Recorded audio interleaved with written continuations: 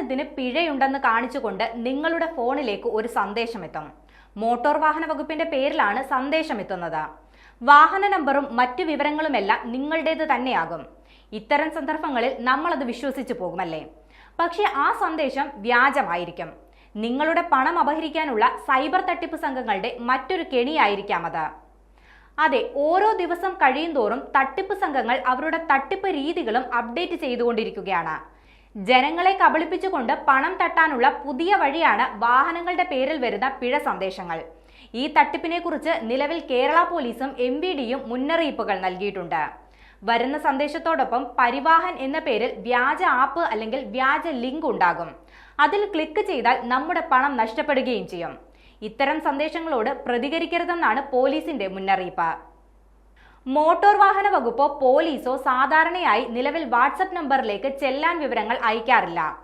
അത്തരം വിവരങ്ങൾ നിങ്ങളുടെ RCയിൽ നിലവിലുള്ള മൊബൈൽ നമ്പറിലേക്ക് ടെക്സ്റ്റ് മെസ്സേജ് ആയാണ് ചെല്ലാൻ സൈറ്റ് വഴി അയക്കാറുള്ളത്.